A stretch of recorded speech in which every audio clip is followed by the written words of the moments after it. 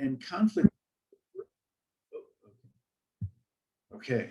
All of that was before the recording. You can just strike that from the record. That was, not important.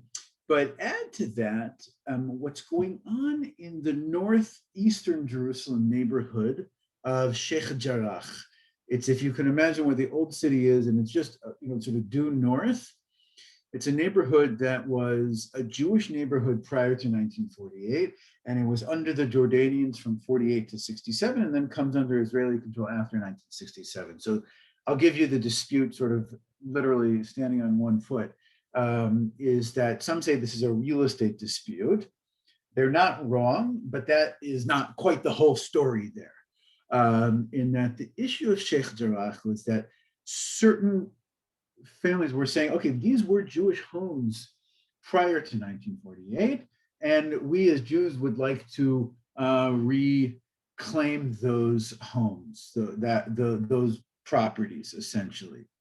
Okay, in the 73 years since, Palestinian families in East Jerusalem have been living there for many decades now.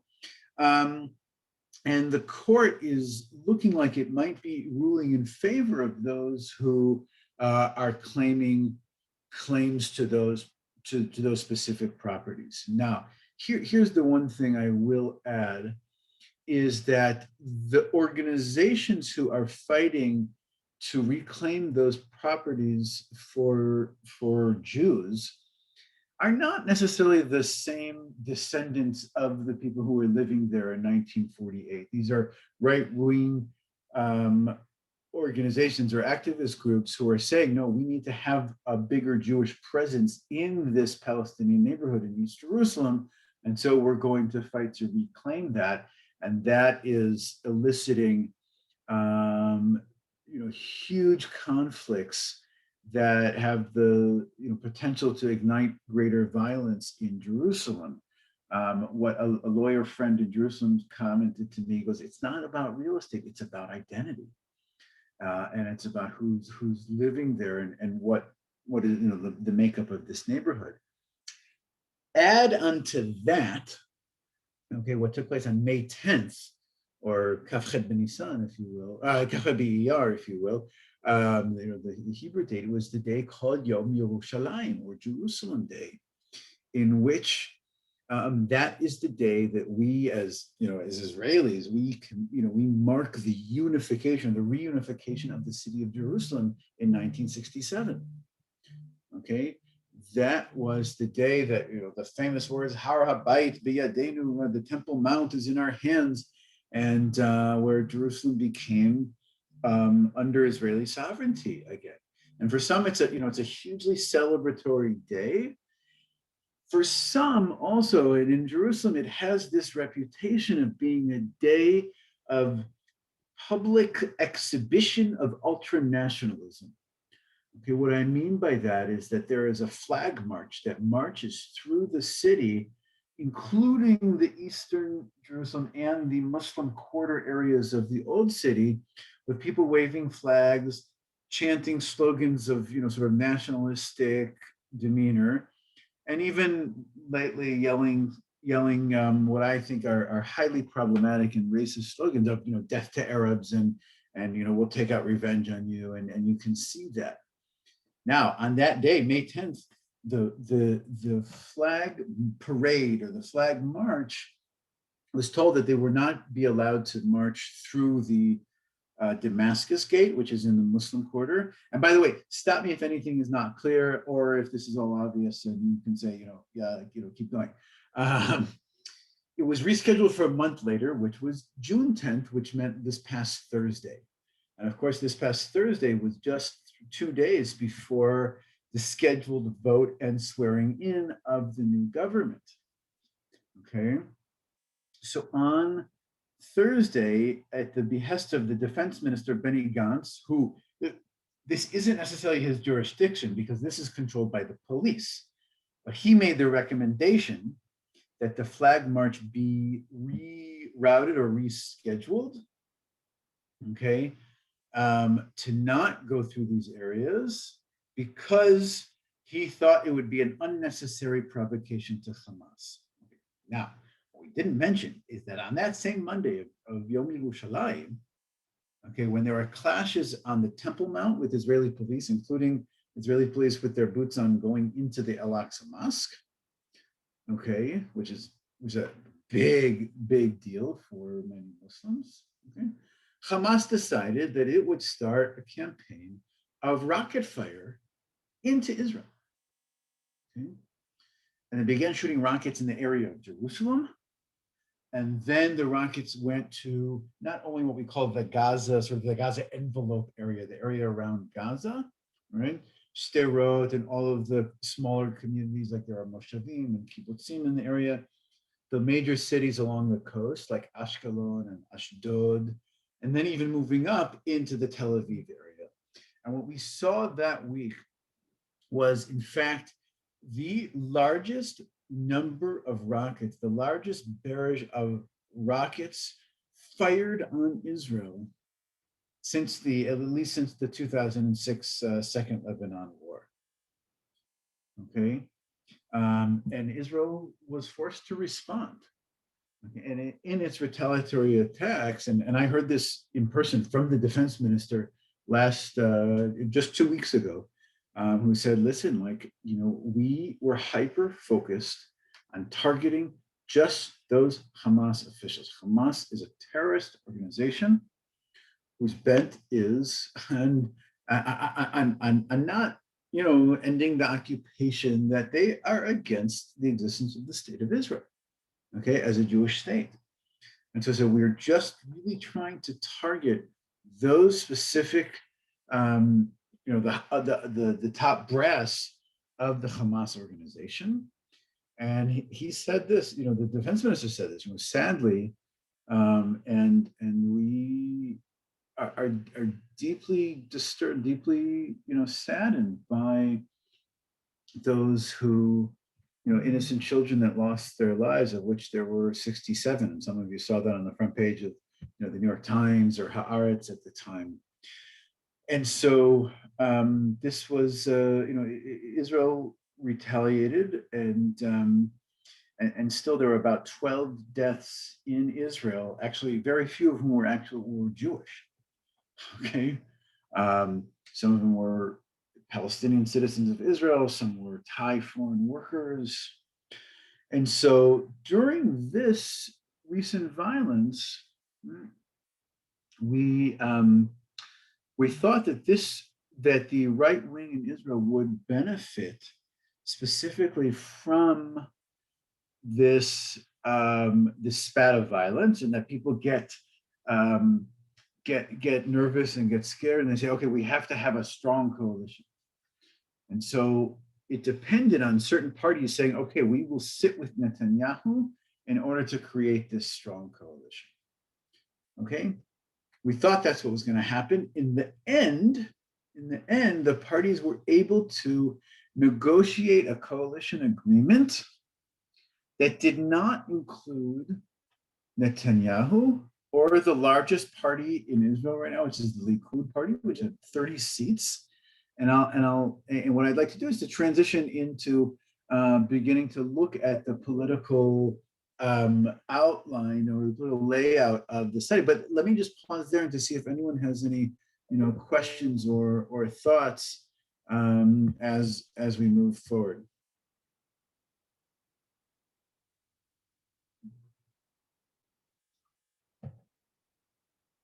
Okay, and if no questions, happy to move into looking at the government right now.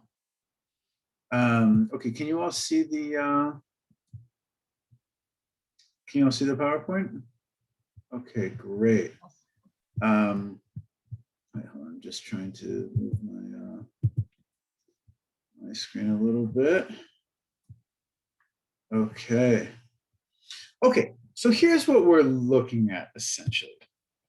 I want to start out by saying that just to understand a little bit how this works, if there are 120 Knesset members, in order to get a 51% majority, what's the magic number that we need to come up with? That is, of course, any guesses? Any mathematicians in the crowd here?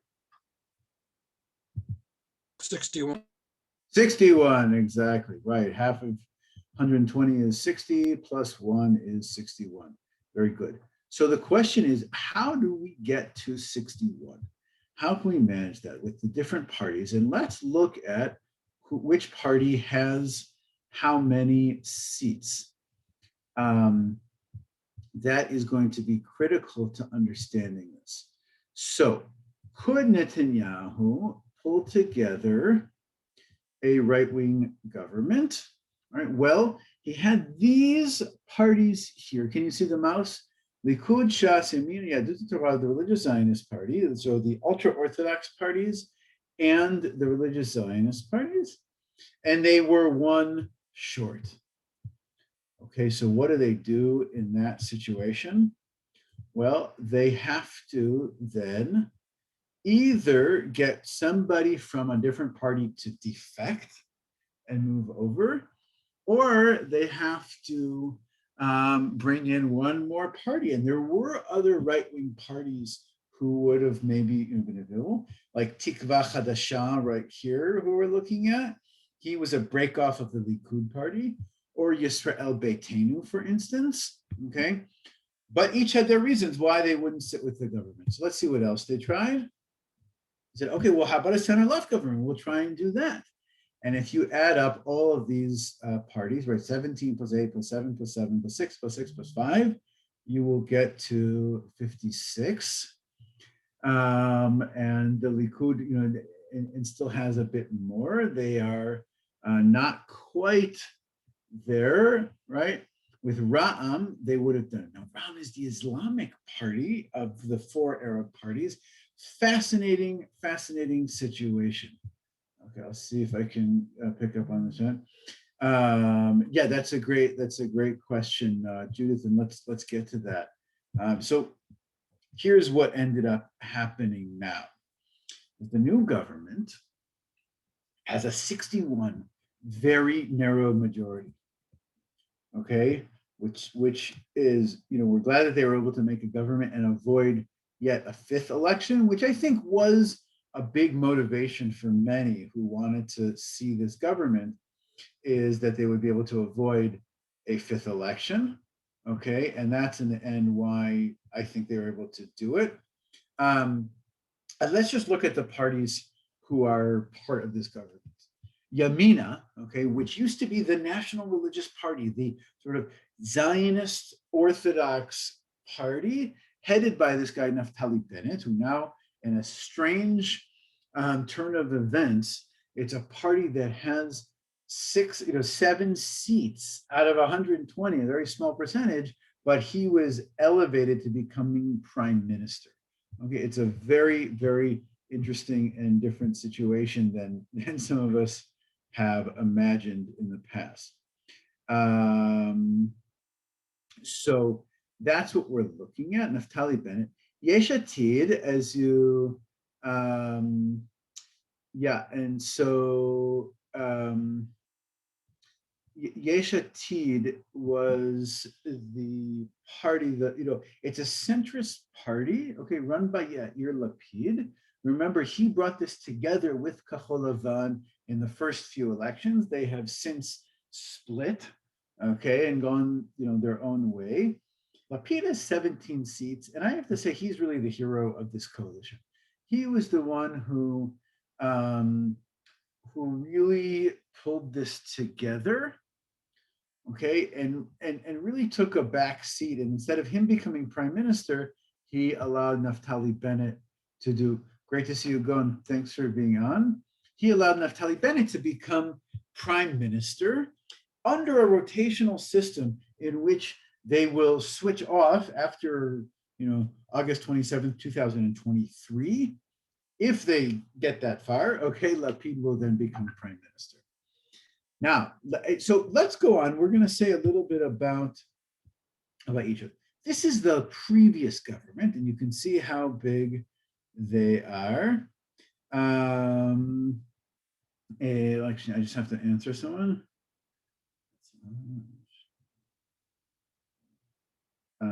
Sorry, we're dealing with a lot of issues with getting our people visas to go this summer. So It's a little craziness. Let's go. Okay, you can see the previous government, 36 ministers, 16 deputy ministers, a huge government. And now, there we go. Here is the current government. And these ministerial portfolios have since been filled in, and I can tell you who they are if you're interested.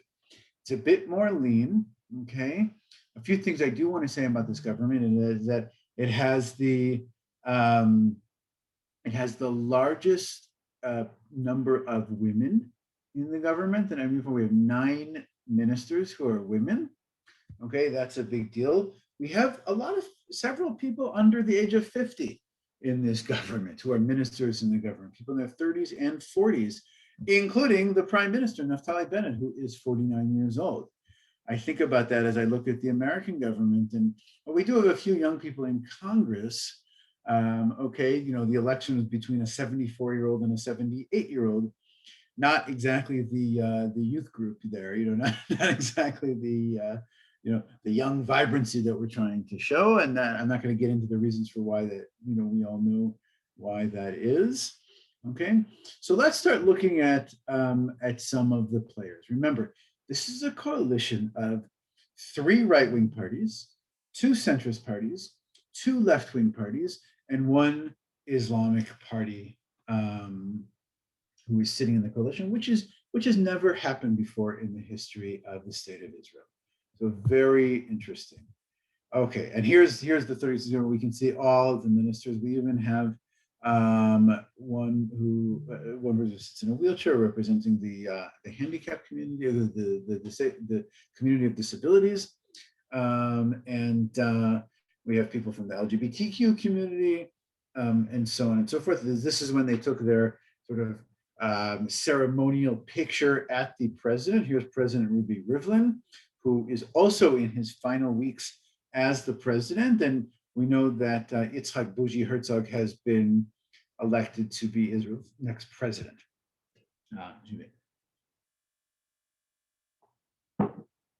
So let's look. Okay, and we can compare the two. All right. So it's these 2 guys, Bennett and Lapid, who really worked out this coalition agreement to become the next president.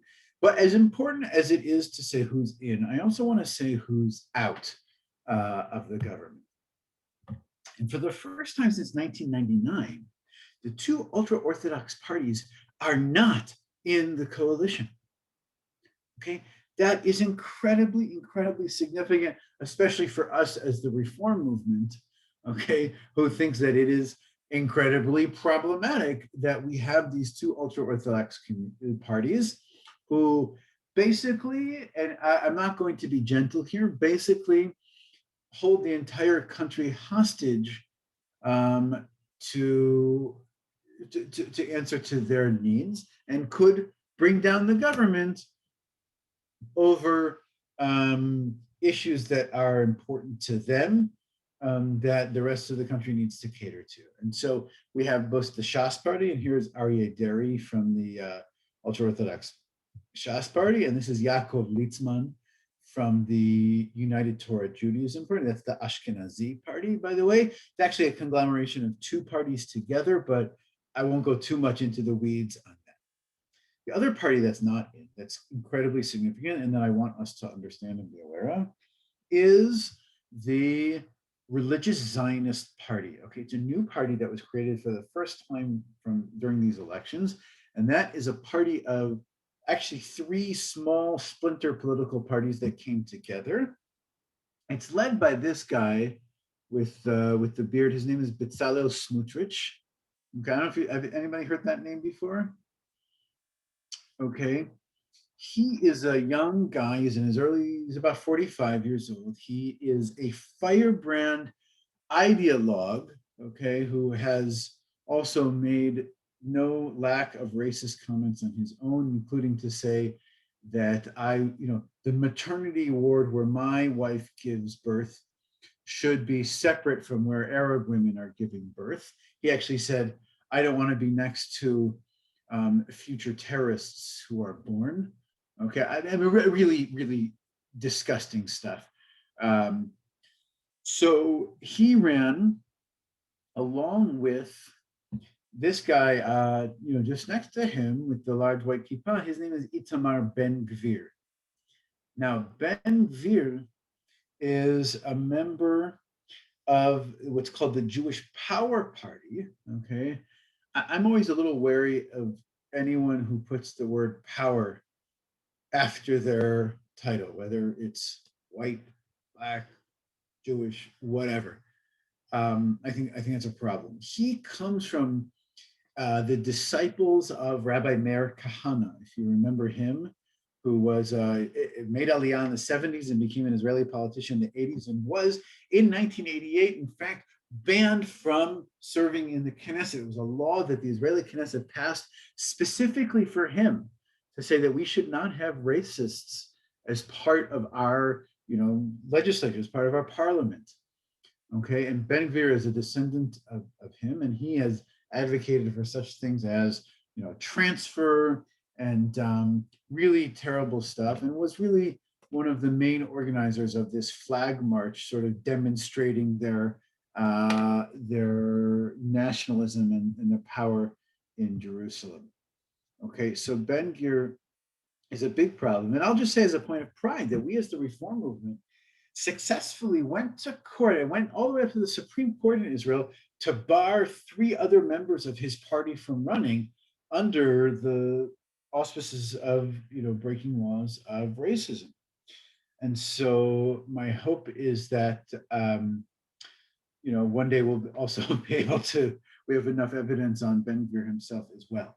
What you need to understand about this is that these guys were on the fringes of the Israeli political scene, but they were only brought back by Netanyahu himself, who thought it would be politically expedient and convenient for him to expand his right in order to get a coalition. Now, despite Bibi encouraging them and propping them up and bringing them back to a place of prominence, there were also 256,000 Israelis who voted for them. Okay, so it's not just that Netanyahu did it, but also that people were voting for them. And I am just thankful that they are not part of the coalition and they do not have any ministerial portfolios or have any real power right now in the government, because I think that they are very, very dangerous. Kind of makes the guys who we saw on January 6th in the Capitol look, I don't like to make those comparisons because I think there's too much that is different. But, when we think about right-wing extremists, we have our fair share in Israel too. Okay, so let's, in addition to these 3 parties that are not in, the largest party, the Likud, okay, is also not in, right? Since 1977. How many of you remember 1977 when Menachem Begin won power for the first? It was called the Mahapach in Israel. It was called the Great Overturning or the Revolution. Any of you remember Begin coming to power in 77? I'll just, my own personal thing. I actually did not vote for Begin in 77, but the reason was not out of ideology. And I'll just leave it at that. It's because I was not old enough to vote. But I'll just say, okay, Rabbi Sobel, tough crowd here, tough crowd. But let's look at who's in, and these 3 parties, and let's talk about why we are hopeful, and we'll go through. Okay, let's just say a word about Bennett. Did anybody hear about Naftali Bennett before he became prime minister? Yeah, Rabbi Sobel for sure. Okay, well, he has been a minister in the government since 2013, holding different portfolios. He started out holding the portfolios of the Diaspora Ministry, Jerusalem, and the Economy, moved into holding the Ministry of Education after 2015, and then for a brief stint became the Minister of Defense for less than a year, for a few months, and he did okay. He comes from, his parents were actually originally American, and they, Jim and Myrna Bennett from San Francisco, and they made Aliyah in the 70s, and And Bennett was actually born in Haifa, but lived for a great deal, for a short stint in New York, both as a kid and as an adult. Um, and so he speaks English like an American, sort of like Bibi, but a little bit different. And he, after serving in the elite unit, the Sayeret Matkal unit, which was really think the Green Berets, like the best unit that you can be in, he left and he started his own high-tech company that deals with financial software. And he did what Israelis call in fancy Hebrew, huasa exit, which is what we call an exit from his company. We sold it for $145 million about 15 years ago, and he became a millionaire at the age of 33. Okay, and he was living in New York at the time. He came back to Israel and served as a reserve officer in the Second Lebanon War, which sort of led him into politics. What's fascinating is that he then served as the chief of staff to Netanyahu's government.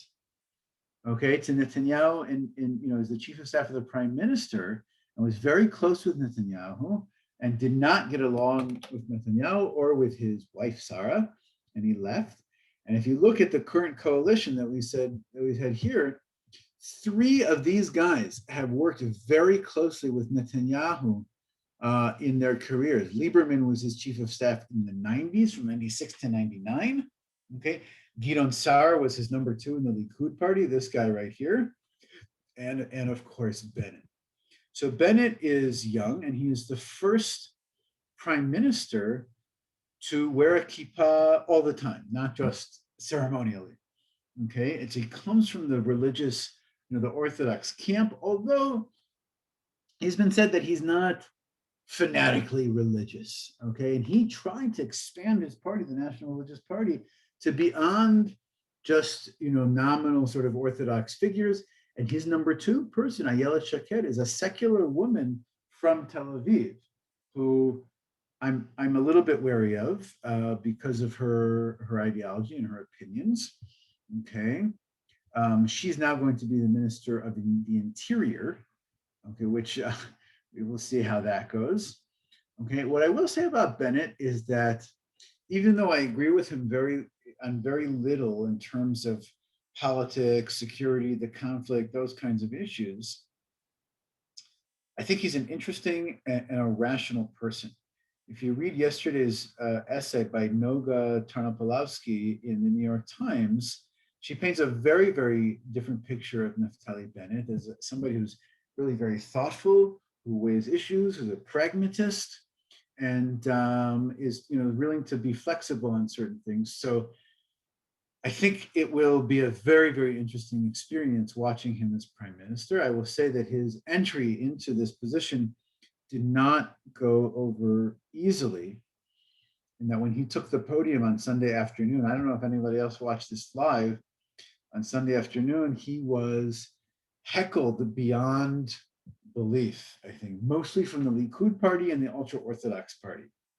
The ultra-Orthodox wielded such insults as, "You should take off your kippah, you are a reformed Jew," which we need to remind them is not actually an insult. Okay, we wear that badge proudly.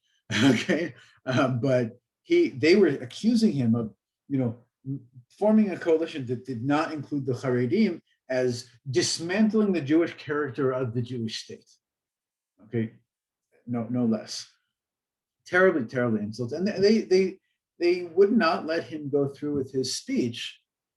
Okay, specifically at the point in which he recalled the reasons for the destruction of the temple in Jerusalem being, of course, that senseless hatred. You almost couldn't hear him under the ironic drowning out of yelling at him from the crowd, which exhibited exactly that sort of senseless hatred that he was warning about. And so, it is not fun, and it is not good. But he started in his position, and the big test, of course, is what is going to come from this flag march that was going on. Let me say a word about Yair Lapid, and here we are, just a few days ago, meeting with him. There's Rabbi Rick Jacobs from the Reform Movement, the head of the reform movement. I'm in there too, with like something happened to my hair there. I don't know what's going on. Weird. But Lapid is an interesting guy. Think about like someone like Jon Stewart, okay, you know him from the Daily Show, and someone like Chuck Todd, who did Meet the Press, and other cultural figures all coming together to become the Secretary of State of the United States. Well, that's what Yair Lapid is. He used to have his own talk show, a very popular talk show. He used to have his own. He was the Friday night news anchor, which is like the Meet the Press of Sunday morning kind of thing here. He is very, very smart without any sort of college or academic degrees. He's written 12 books. And he really put his ego aside. I mean, he told us in that meeting, he said, don't worry, my ego is coming back to me. Like you don't have to feel too bad for me. But I think he gets a great deal of credit for putting this together. And he's going to be the foreign minister. That's a position he chose. Okay. And partly because he wants to work on how Israel is represented to the world, and partly because he wants to work on issues of peace and negotiations. Now, Judith, to your question, he is very, very friendly with us and with the reform movement. Our sort of senior reform rabbi in Tel Aviv, Meir Azari, is very close to him. He's a member of his congregation. Now, let's see how that will, what that will result in when push comes to shove, if he'll be able to really help. I'm optimistic about this, and I see him as a great friend to us. And my hope is that we'll be able to work with him on really important issues. Okay, let's look at Lieberman for a second. Here's an enigma wrapped in a mystery, wrapped in a, what did Churchill say? It's like that. Lieberman, born in Moldova, served as a bouncer in a nightclub and was a porter at a hotel and was Netanyahu's chief of staff in the 90s, okay? He took a far turn to the right and created his own party, mostly of Russian speakers, but now not only. The two other politicians we see just to his right is Oded Feurer, who is going to be the Minister of Agriculture. And this is Eli Avidar, who is an expert on Middle East relations, who's on his, in his list in the Knesset as well. Lieberman, I can say, is really the only one of this cabinet who was under investigation for corruption at some point. And I know that's like a low bar for praise, like that the standards have shifted so far to say that, hey, look at these other guys. At least they're not corrupt, like we can say that. And I do think that the other people are not, even if I disagree with them politically, they are not corrupt and they have a lot of integrity. I want to give Lieberman credit for getting this whole system to replace Netanyahu going 2 years ago, and that he refused to join Netanyahu's government if it were to be with the Haredim. And despite not maybe agreeing with him on a lot of political issues, we do see eye to eye with him on issues of religion and state, in which we think that he'll be able to work together with us, especially on conversion, marriage, those kinds of issues. Okay, Benny Gantz, here we are. Gantz has made himself the defense minister. He stayed alive. He's one of Israel's most illustrious soldiers. He was chief of staff from 2011 to 2015. Okay, and is a guy who has very, very smart. Not the most savvy politician yet. That's still a new thing for him. And he is going to remain the defense minister. I just want to mention the speech that he gave at the AIPAC policy conference about a year and a half ago, right? The last time that most of us, I was there with Rabbi Sobel, the last time that we were in person in March of 2020. When people were like, wait, what's this virus thing? And should we be shaking hands? Should we not be? I'm in a room with 18,000 other people who are all coughing, and yikes. And that turned out to be, warranted. those worries. Gantz came to that conference, and among the things that he said, including saying about the Kotel agreement, he said, look, when I was a commander in the field, I did not look under the helmet of each soldier to see whether or not they were wearing a kippah. And he goes, that doesn't matter, right? We should be the Jewish state for all Jews, both in Israel and in the diaspora. And we make sure to thank him very much for saying those things. It's critically important. Let's move on. Let's talk about this guy, Gideon Sa'ar, for a minute. Really interesting character as well. He is a Likudnik, true and true. Okay, he is a right-wing politician. He believes in the greater land of Israel philosophy, annexation of the West Bank. However, or with that, he is an honest guy. He is not your out there charismatic, politician. And he said to Netanyahu, I said, I can't sit with you anymore. He said, keep in mind, Netanyahu is under indictment for 3 charges of bribery right now. And so Sa'ar said, okay, I'm out. I'm going to form my own coalition. Even as we were sitting with him on that day, this is 2 weeks ago, Wednesday, he was getting messages on his cell phone, okay, from the Likud saying, join us, come back to us. We will make you prime minister for a year as part of the rotation. And he looked at us, and this is not, for public, but he said, like, look, it's hard to turn down the offer to become prime minister. Okay. He said, okay, good. He said, I want you to know that I did some soul searching, and at the end of the day, I said, does Netanyahu, would he be setting me up for success? Does he have my best interests at heart? And at the end of the day, I said no. I want to tell you about one more and then open it to questions for the time. Oh, I'll just say Gideon Sa'ar, his daughter is an actress, and she is on a popular show called Hamifakedet, which means the commander. And it's about a young woman officer in the army, and she's now more famous than he is. Let's say a word about these 2 people. One is Merav Michaeli, okay, sitting center, center stage here, who is single-handedly revived the Labor Party. Okay, this is the party of David Ben-Gurion, of Yitzhak Rabin, Golda Meir, Moshe Dayan, all these famous, iconic Israeli personalities and politicians, and it almost wasn't going to pass the electoral threshold this year. Okay, she is a media personality. She is a staunch feminist who speaks. That Hebrew is a gendered language that has masculine and feminine. Okay, so she speaks in the feminine as much as possible, or in both. Okay, and she said, no, we're going to revive the Labor Party. And she brought on, for the first time, the first Reform rabbi to ever sit in the Knesset, and that is Rabbi Gilad Kariv right here. Not the most flattering picture, but there he is at a protest. He is our friend. He is our colleague. Rabbi Sobel knows him very well for sure. And he is now the first time after 12 years leading the Reform. Right, exactly, Michael. I hear you.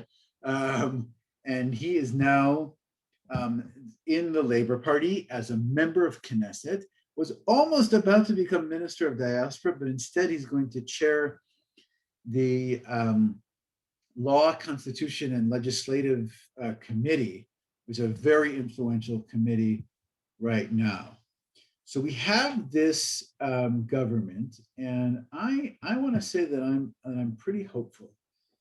Now, don't think that all of a sudden the Messianic era is now upon us, that all of our problems are going to be solved, and there's going to be peace with the Palestinians, and Reform rabbis are going to be the next chief rabbis of the country. Like, okay, no, that's not going to happen. However, after 12 years of Netanyahu and 3 years in the 90s, who knows? There could be elections in 3 months. There could be elections in 4 years. We don't know. When I do look at the field and to see what each person is doing in their own ministry, I am quite hopeful. I'm hopeful that there can be change. I'm hopeful that, I look at who we have relationships with. I'm hopeful that that we'll be able to really advance our own agenda of pluralism and equality, to renew the relationship between the Jewish community outside of Israel and with Israel, a big issue here, especially in the progressive community, of how Israel is being, conveyed or displayed or portrayed, I would say, and so I'm looking forward to what we have, and I'm optimistic, and I want to thank you all. I think we need all of our support to say yes, Israel is we're really trying, and we want to support those organizations on the ground, like the Reform Movement, who are really doing this work. So let me stop there. Happy to answer any bring up any questions or issues or thoughts. Um, and happy to if you want to unmute or if you want to put them in the chat. Any questions? Okay, I see Judith's question, but any effort to go back to a two-state solution. So that's a great question. What they outlined in the coalition agreement is that they would sort of maintain the status quo. Now, depending on your perspective, that's both good and bad. On the one hand, it means they're not going to move quickly for renewed negotiations with the Palestinians. It's not clear with whom they would negotiate, right? And on the other hand, it also means that they won't be moving forward with an agenda of annexation or, further building more settlements in the West Bank and so on and so forth, which I think, is also, it's not the single issue, but it is an issue that is not helpful towards a two-state solution, I would say. Now, what I will point out also is that it took President Biden several weeks to, I think almost a month, to call Netanyahu after Netanyahu won the elections on March 23rd, okay, or did well in the elections and was appointed to head the new government. President Biden called Naftali Bennett 41 minutes after he was installed, or after he was sworn in as the next prime minister. Okay, that says a lot. And that says a lot about the American agenda, who's also being cautious. They're saying, okay, we've learned from previous attempts to drive this process in the Middle East. Let's take it slow here. And so we know that Anthony Blinken, the Secretary of State, was in Israel a couple of weeks ago. And that was very important. And we know that there are good relationships. I imagine that Naftali Bennett will be invited to the White House sometime over the summer in July, as will Yair Lapid, the alternate prime minister, and the foreign minister. And we'll see what happens there. My hope is that both with the American presence and these two new governments, they'll be able to start working together. But I'm not sure that we'll see anything that resembles a two-state solution soon. Okay. What else is on your mind? What are you thinking about?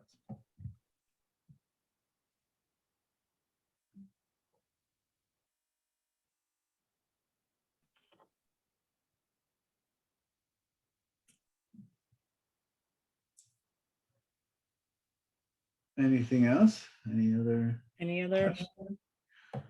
Okay, well, what I'd like to do then is to say, first of all, how can you help? How can you get involved? I think that's critically important. Great. So the first thing I would say is that we need to support our movement on the ground who is pushing. It's a movement that is gaining visibility enough to put a Reform rabbi in the Knesset. Okay, so I would say this. So the first thing that I would ask is to everybody to subscribe to my newsletter.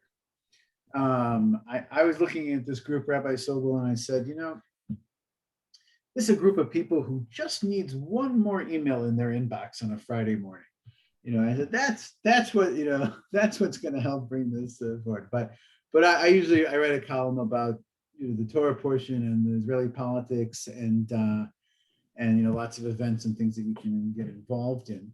The second is that we need to all become Artza members. That is critically important. And the ability to do that helps support our movement in Israel. The third thing I want to suggest is, how many of you have had conversations about Israel in the past, month or a few weeks, with family, friends, colleagues. Yeah. I have. Yeah. And have any of them been slightly contentious conversations? Yes. Maybe with different generations, might I say? Um, guessing, I Yes. don't know, talking to their kids or grandkids, college students, all those things.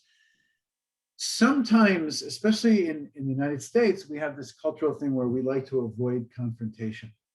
Where if it gets heated, okay, let's just not talk about it. Okay. But that's not a Jewish thing. Okay. We argue and we debate. And what I tell people when I'm arguing with them, and they're like, why are you arguing? I said, I'm only arguing with you because I love you. And I'm only arguing with people. I'm only discussing them. Otherwise it's not worth my time. I'm only discussing things with people for whom I care. And that's what I want to encourage you to do, is to not shy away from these conversations, to welcome in the young people and say, what are you thinking about? What are you reading? What are you hearing? Let's compare, let's talk. Let me share with you my experience in this. I remember the 6-Day War. I remember what it was like back in the day. And now, and also make them feel listened to, right?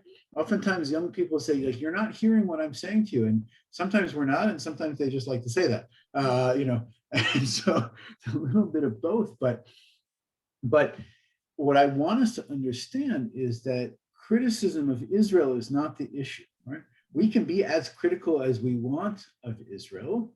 What I want to be careful of is, what conclusion do we come to? If we're critical, okay, then what, right? My hope is the conclusion that we want to come to is to say, well, Israel's too important to us. We are going to get involved. We are going to, speak up on these issues, rather than, Israel doesn't have a right to exist, for instance, which is the direction some people have been taking in, especially over the past couple of weeks. That I think is quite dangerous. And we've been seeing some of these things on social media. So, okay.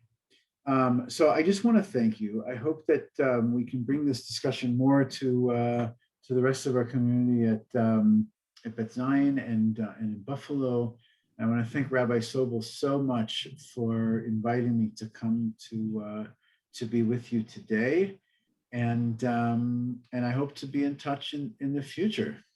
Well, I want to thank you, Rabbi Weinberg. First of all, you were so thorough and you gave so much information that people did not have a lot of questions.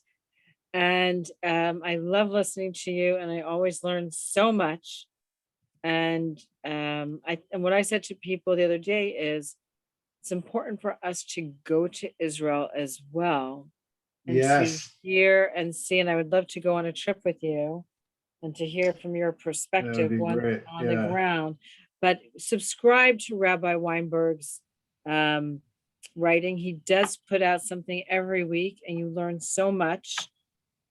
And you can also, I think you can also get it from the ARTSA website. Am I correct? True. Yeah, it's blogs. Yeah.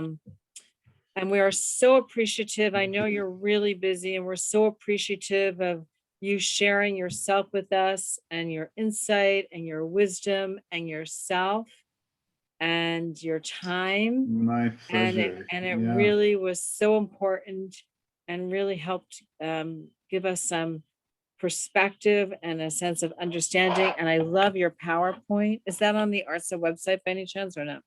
It's not, but I can send you. Yeah, that would be great. And it was great to see my good friend Gilad on there. Yeah. And we really, really appreciate it. And I know it's not Shabbat, but tomorrow is. So I'm wishing you an early Shabbat Shalom. Yes, you can always say Shabbat And if you Shalom. want to make a donation to ARTSA to help support ARTSA's work, that's always also welcomed. Absolutely. And I am going to be making a donation to thank Rabbi Weinberg for his presence and his presentation today. And I just want to thank all of so you much for being here and for participating today.